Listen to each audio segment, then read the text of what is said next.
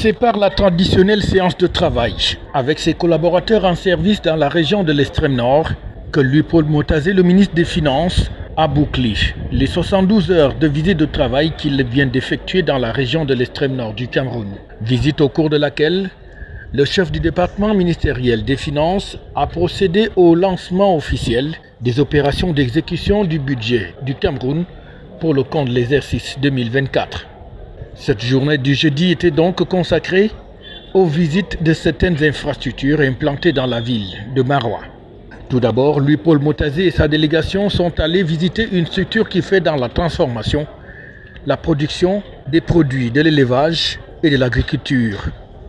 Il s'agit ici d'une structure qui prolonge la politique en matière d'import-substitution.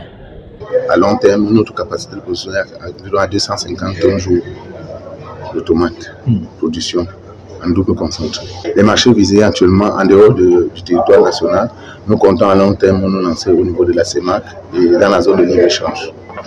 Par la suite, le ministre des Finances a visité les structures de son département ministériel qui sont implantées dans le chef-lieu du département du Diamari. Tout d'abord à l'hôtel des Finances, où le ministre porte après porte a rendu visite à ses collaborateurs. Ceux-ci, très honorés, et se disent prêts à accomplir les volontés de leur patron.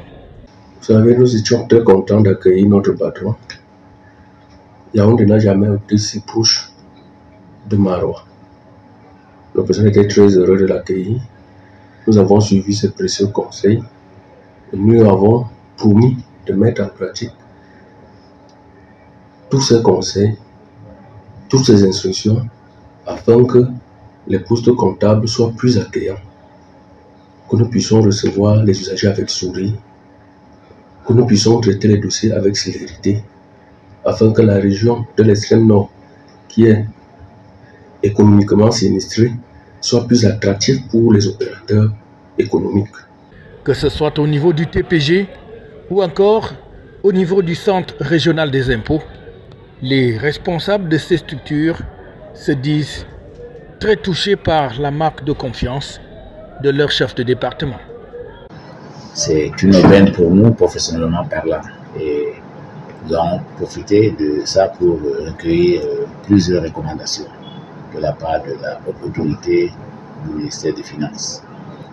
Ainsi, il nous a recommandé de faire preuve de professionnalisme pour une meilleure exécution du budget autour de l'exercice 2024. Essayer de rétablir une confiance entre le ministère des Finances et les usagers. Et c'est ce que nous allons faire pour consolider les acquis de l'exercice 2023. Effectivement, tout au long de l'exercice 2023, pour ce qui est des recettes à collecter chez nous, nous avons pu réaliser nos objectifs.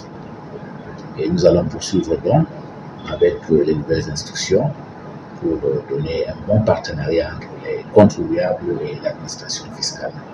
Cela au grand bien du budget de l'État. Le Centre des impôts des moyennes entreprises ainsi que le service des douanes ont également reçu la visite du ministre. Tout ceci pour galvaniser ses troupes sur le terrain afin de les amener à atteindre encore au mieux les objectifs qui leur ont été assignés dans le cadre de la collecte des finances pour le trésor public camerounais. La population camerounaise a des exigences, a des attentes, et le chef de l'État, qui l'a dit, il est tout à fait conscient du fait qu'il faut améliorer le bien-être des populations, donc il y a beaucoup de choses à faire.